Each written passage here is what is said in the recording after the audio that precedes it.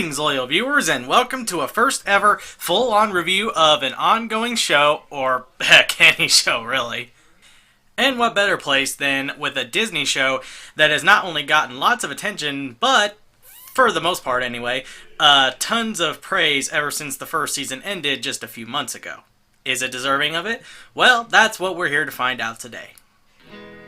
Unlike a lot of my other reviews, I figured it would be best to go over a basic summation of what goes on in the first season and then go through notable bullet points about this show's biggest strengths, as well as talking a bit about what could be potentially improved upon in Season 2 going forward whenever that finally gets announced.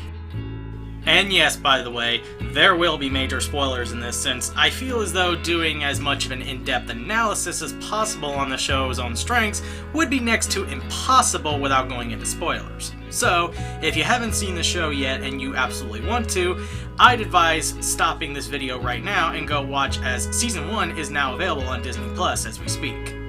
You have been warned. With all that out of the way, let us go ahead and take a look at this show, see what it's about, and what goes on. Our main character in this show is Luz Noceda, who is friendly, creative, expressive, yet somewhat naive, though to be honest, that's putting it very mildly, as you'll see later on, teenage girl who is called into the principal's office understandably as... Spider breath! You think that's an impressive trick? Take a look at this. Bleep, bloop, bleep.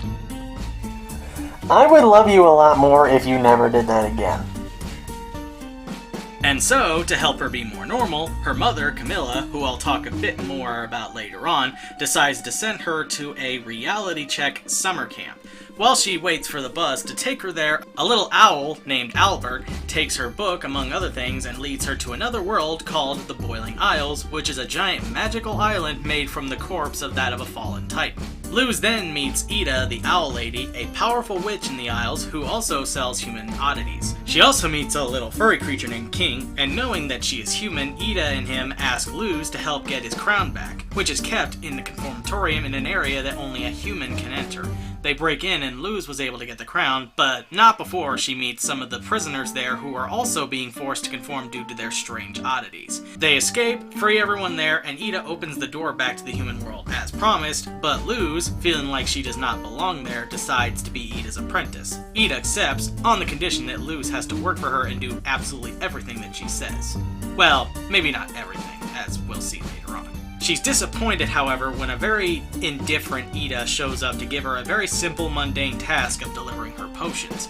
She quickly learns that the Boiling Isles is not quite what she had hoped it would be, and even wonders if there's even a chance she'll really amount to anything great. After being deceived by a horrible demonic creature named Adagast and being saved by Ida, she tells Luz that she must simply make her own destiny, as, well, if we were to simply wait for great things to happen to us, we'd be waiting forever. And shows her the beauty of the Boiling Isles at the very end of the episode, which is actually a very nice, touching moment in an otherwise mediocre second episode.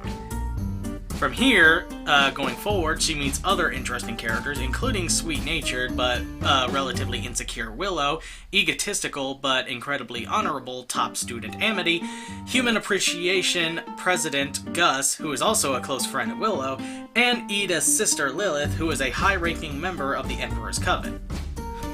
What are covens, you may ask?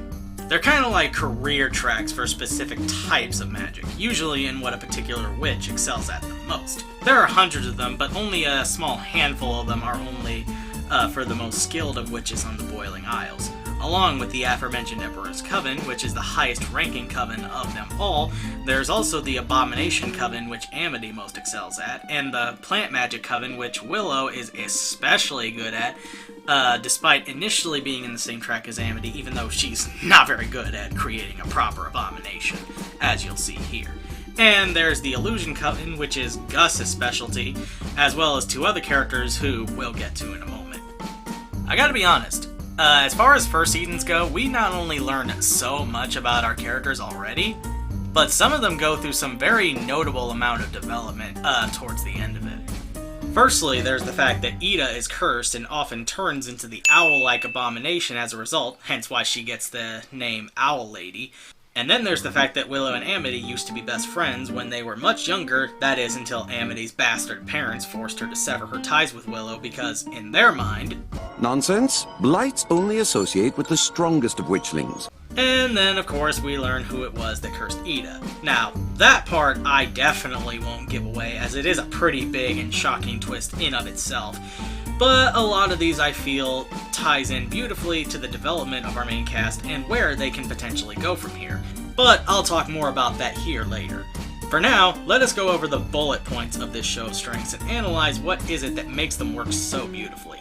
Some of it is pretty basic stuff, some of it is stuff I don't really hear as many people talk about, that is nonetheless important in my book. So, let us go ahead and kick it off with... I'm gonna keep this one as relatively brief as possible, as I personally feel like there just isn't as much to talk about with this as there are with the others. Now, make no mistake, a lot of the stories told in each individual episode, as well as with the ongoing conflicts throughout the first season, are good. Don't get me wrong. Whether it be from Luz trying to become a witch, which she has to do through very untraditional means, I guess you could say, as a witch's magic, as explained in episode 4, literally comes from the heart. No, literally. It comes from like a very gross magic sack that's like attached to the heart. That's pretty out there, I will say. Or whether it be Ida trying to avoid the law, or more specifically her sister Lilith. All of this is good, but you can't help but feel like some things in this show feel like they tend to come out of nowhere sometimes, usually as a means of a cheap joke, or more often than not just feel like they're there to add tension in, let's be fair, very standard ways. An example of the former would be in episode 17 when Luz and her team lose a grudge match against Basha and her team because she caught, get this, the rusty smidge. Ha! I mean, I'd be lying a bit if I said it didn't make me giggle from seeing that for the first time, and it does showcase what I'm sure many Harry Potter fans have been saying for many years of just how fundamentally flawed, to put it mildly, a sport like Quidditch is.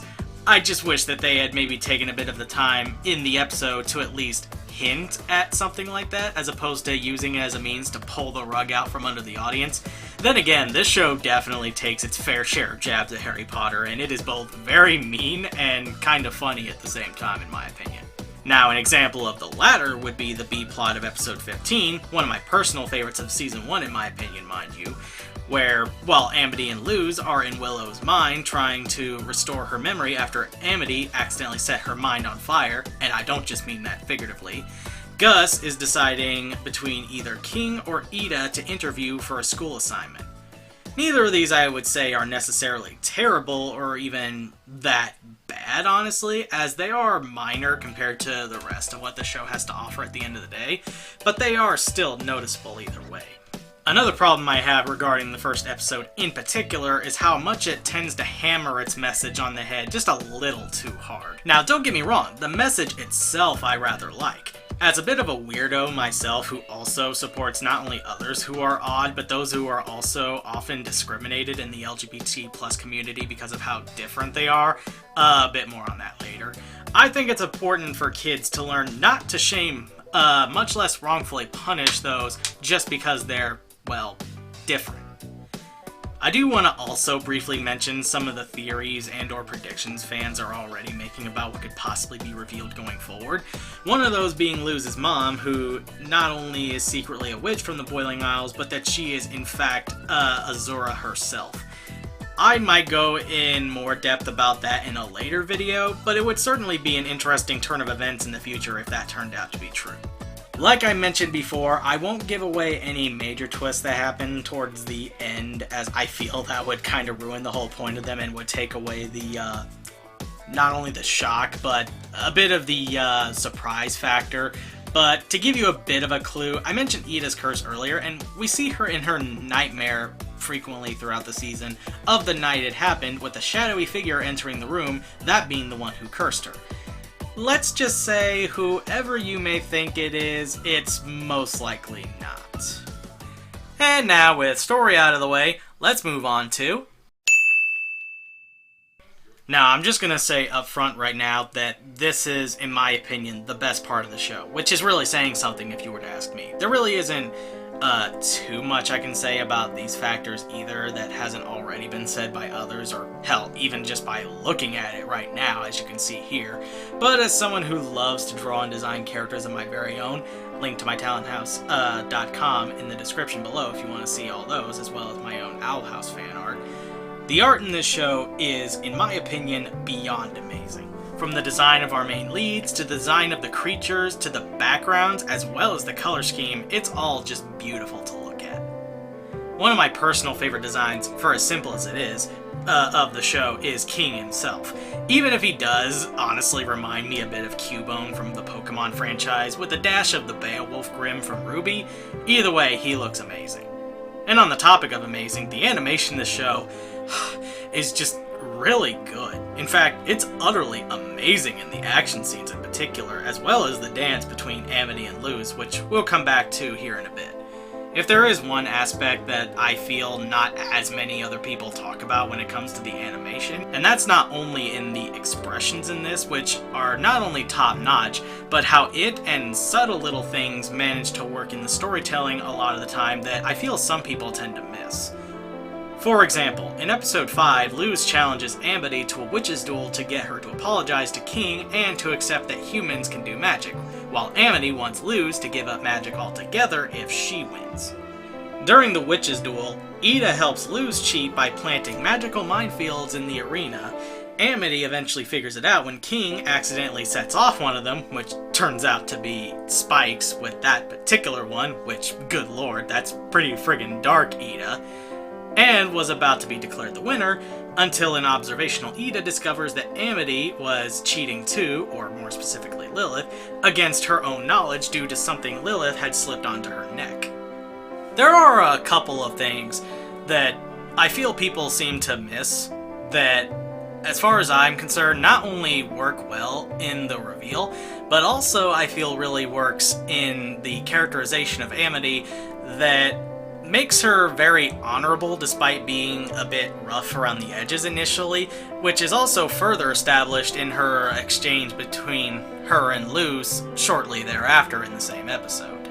For instance, when Lilith introduces Amity at the duel, you can clearly see Lilith patting the back of her neck, which is where the previously established Construction Coven sticker was placed on her. Furthermore, when Amity creates her abomination, not only is Luz visibly surprised at the sheer size of it, but so is Amity for that matter. It's just little things like this that can really make a show unbelievably good in my book. Because it just goes to show how much attention the animators are willing to give that I feel really not only adds to the action scenes themselves, among other things, but also just adds to the characterization as well. And speaking of things that are great, let us now move on to... This is honestly the part that surprised me the most, in terms of just how top-notch it is. Not that I went into it expecting it to be bad, mind you, but oh lordy did the voice actors in this just knock it out of the park with this one.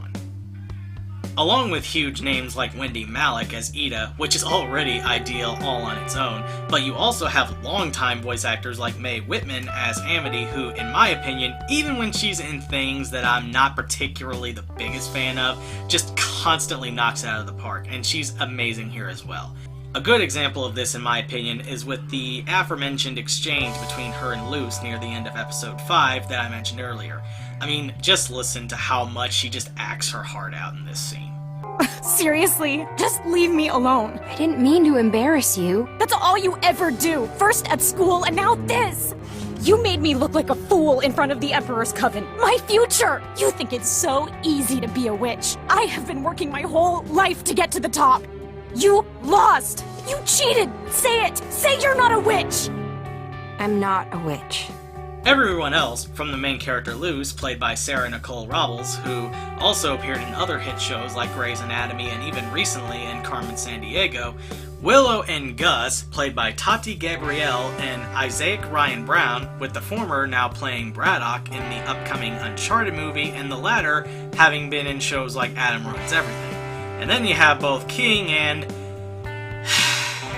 Hootie, who are both voiced by Alex Hirsch, respectively. With King, he's basically just doing his unfiltered Bill Cipher voice, which, don't get me wrong, I love that voice a lot, and I do think that, much like with Bill, that voice also, I feel, works perfectly with King. And with Hootie, well... Alright, jeez! You never want to have any fun! Ow! Hoot! He basically sounds like the more annoying cousin of Gingy, if I'm being brutally honest. This is one of those areas where I honestly could just go on and on talking about how perfectly casted everyone is and how they all just do a fantastic job.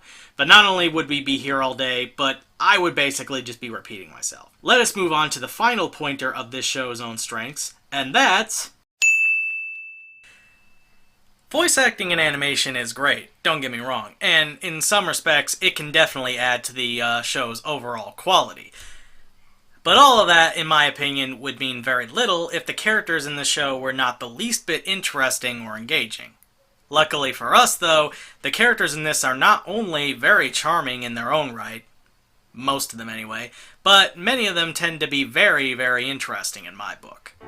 It honestly helps too that, as far as I'm concerned, this is more of a character-driven show to begin with. That's not to say all the characters in the show are winners in my opinion, and we'll get to some of those here in a bit, but the ones we do mainly focus on more, in my opinion, make up for the lackluster ones. I talked a bit about characters like Amity, for instance, already, so I feel it'd be best to save her for last. Let's go ahead and start naturally with our main character, Luce. Very similarly to what I said in the beginning, she's very outgoing, eccentric, geeky, imaginative, and who also wants to find her own place in the world and be accepted for who she truly feels she is. A lot of this also results in her being very determined, yet very passionate to achieve her goal in becoming a witch. And what I love is that she doesn't become a skilled witch that she is by the end of the season, the same way everyone else on the Boiling Isles is, as she learns to cast it through means of drawing glyphs. And by the end of the season, we clearly see just how far she's come. Like, Warden Wrath started off as a pretty big threat early on to Luz because she had no magical abilities and didn't always know how to use that to her advantage. But, Lord, by the end of the first season, she just absolutely wipes the floor with him. She's also shown to be very naive, like how she, as far as I can tell anyway, never seems to pick up on the fact that Amity has a massive crush on her. Oh yeah, did I mention earlier that Amity has a huge crush on Luz in the second half of the season? I'll talk more about this when we get to talking about Amity herself, but for now, let us go ahead and talk about Ida. Extremely confident and sassy, Ida can be easily described as very rebellious and, even as Luz puts it, Magical, sassy, surprisingly foxy for her age. her vast skills and aptitude in witchcraft give her a very brash streak as she proudly declares her power and is openly defiant of authorities, sometimes to a bit of a shameless degree, going as far as knocking out a guard unconscious and flying off to avoid getting caught early on. And unlike her elder sister Lilith, Ida is a extreme nonconformist, having next to no respect for laws and authority in general, whereas Lilith very much upholds them to the highest degree, being that she is among the highest-ranking members of the Emperor's Coven. She refuses to join covens, especially the Emperor's Coven, because she views them as a very crooked and corrupt system, as well as for the limitations that covens in general tend to place on magic. Because, see, in this place, while covens on the offset seem like a very nice place for belonging for witches who are very prolific in certain abilities, the problem is that once you join a specific coven, all your other magical abilities are sealed away. She is also, pretty understandably if you ask me, not a fan of the educational system for very similar reasons. Despite her sassy and somewhat tough demeanor, she does show to have a caring side to her and is willing to protect those she holds most dear to her, especially as the series progresses, such as when she's shown to protect Luz multiple times, essentially becoming like that of a second mother for Luz. She also deeply cares about her sister Lilith, despite them both being on opposing sides, like in episode 17, when she gives Lilith her ring after beating her at a Grudgby match where if Lilith won, she would have finally given herself up to the Emperor, feeling like she would be severely punished for coming back empty-handed. A lot of this and more is what truly makes her a standout from your typical mentor character, because she isn't all mystical and super wise and all that stuff, and she definitely does not have a good standing with the authorities. She's actually shown on quite a few occasions to be pretty blunt and straightforward a lot of the times, along with the fact that she's shown quite clearly to be a nonconformist. Then there's King. He starts off rather loud, feisty, and even self-centered since he was apparently a king of demons as his name would clearly suggest. It's because of this that there's a pretty funny running gag throughout Season 1 of him acting like an absolute monarch in varying ways. As the season progresses, he, like Ida, not only begins to show his more sensitive side, but also grows a very strong bond with Luz that I feel truly comes to light in episode 11. I'm gonna go ahead and try and get through the rest of the characters as quickly as possible, as I don't want us to be here forever.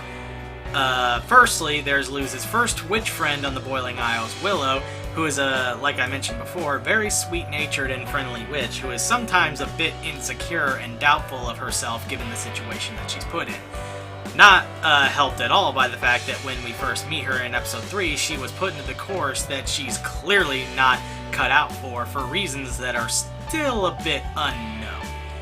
She loves plants, and it's shown very quickly that she's very skilled at plant magic, and by the end of the same episode, after her ability is finally made visibly clear to Principal Bump, he puts her into the plant track. Over time since then, she has finally gained a lot of respect and admiration from not only her friends, but most of her peers as well, which is very nice to see. As the series progresses, Willow also begins to come out of her shell and displays a sometimes commanding and very confident attitude. And by episode 17, Willow has definitely taken more of that confident demeanor up into the forefront, which begins to earn the admiration of her friends even more. There's also characters like Principal Bump and Gus, who, while I do find them to be mostly alright, I feel could definitely do with a little more fleshing out in Season 2 as they, especially Gus, kind of feel more like comic relief side characters more than anything. Although I will admit that a lot of the stuff with Principal Bump I did find to be pretty funny, like when he's giving Ida her long-deserved just desserts for her permanent record at Hexside as part of an agreement so that Luz can finally enroll at Hexside. Lilith certainly does have her moments, make no mistake, but I feel like a lot of her strengths lie heavily on her connections and interactions with that of Ida and not so much on her own merits, even though they are certainly there. And then we have Hootie. You'll never understand what we've been through together! Never! Never! I will be haunted by my actions forever! Hoot hoot!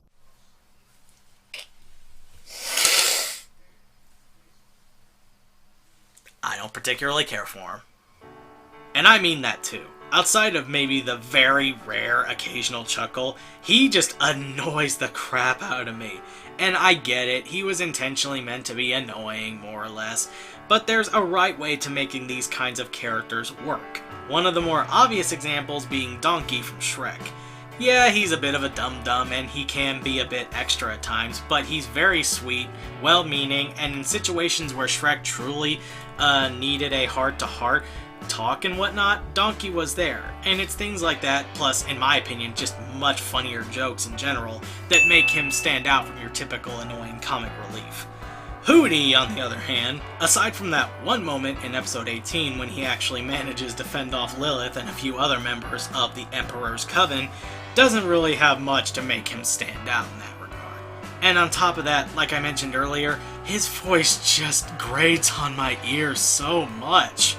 I love Alex Hirsch, I do, and I do love him as King at the very least, but I just have to wonder what kind of direction was he given that said that that voice was perfectly okay, because let me tell you, it isn't.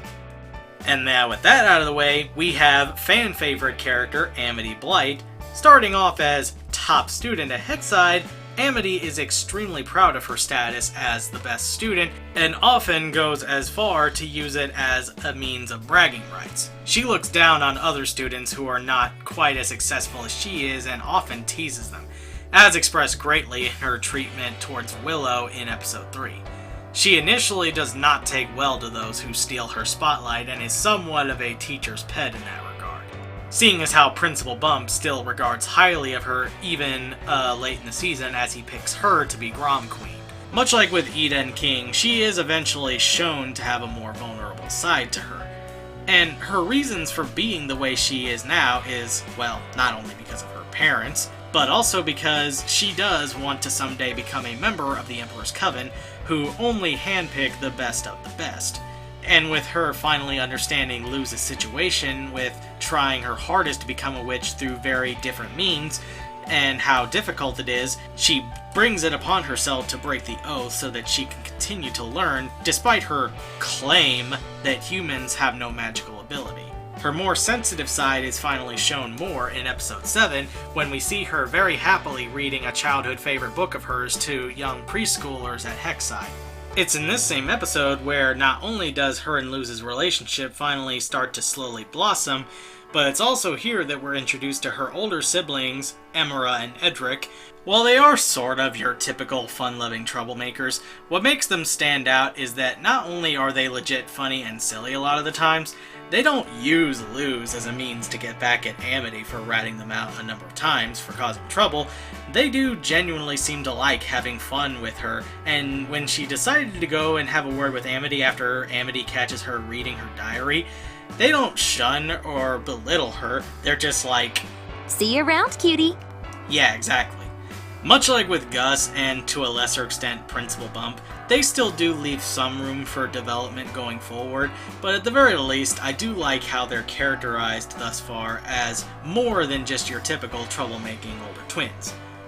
Getting back to Amity once again before we finally start to wrap things up here, I mentioned earlier that she starts to develop a huge crush on Luz towards the end of the season, and what I like is that, much like with what I've been talking about earlier and how well the little things that tend to add up to the bigger things and whatnot, it's kind of the same thing here. Our first instance leading up to it is with this little bit in episode 13. So you two go to the same school now. That doesn't change anything. Huh? And then of course there's a few moments in episode 15 such as these. Repeat after me. We can fix this together. Come on. We can fix this together. Heck yeah, we can! Woo! Teamwork, baby! And then there's the reveal at the end of episode 16 after a very beautifully well-animated dance, where it turns out, not too surprisingly at this point, that she wanted to ask Luz out to Grom.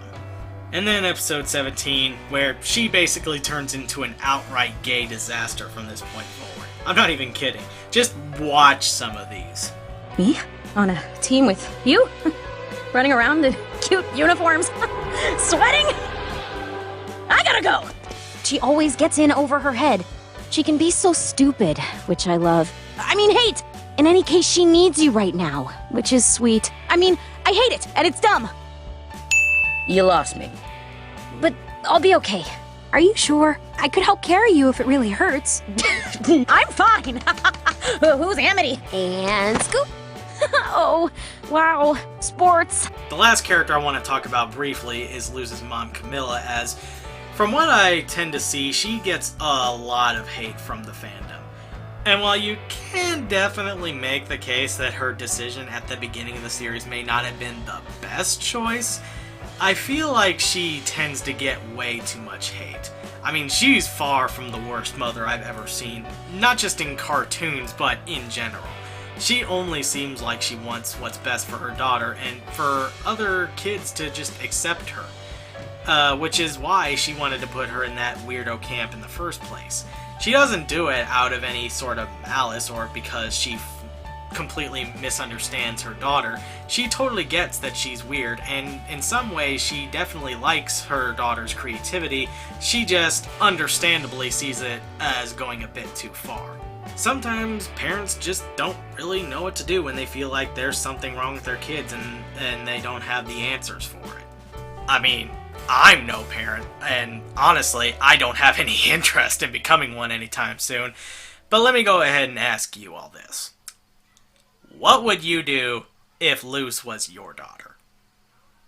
Don't answer that, because I think you all know the answer. Anyways, with all that out of the way, let us go ahead and go over my... Overall, while the show definitely does still leave a little bit of room for improvement going forward, this, I feel, is yet another big hit for Disney going forward. While it may fumble a bit in a few places, and honestly can be a bit cliched, it is nevertheless something full of heart and passion that I definitely look forward to seeing more of. Which is why I, King Gargantuous, give Owl House Season 1 8.5 Luces out of 10. One of the best shows currently on Disney Channel and even Disney Plus, the diversity of the show itself and how well it does it is absolutely commendable on its own. But more than that, the characters are mostly great, the animation is stellar, the voice acting is so on point, and while the story as a whole may not be too original, it's told in a way where even if I knew where it was going to happen, or even when, I still wanted to see it happen. Much like the Boiling Isles themselves, it may not be what you might think it is on the offset, but when you look a little deeper, you'll find something truly beautiful that will leave an impact that is truly magical and timeless.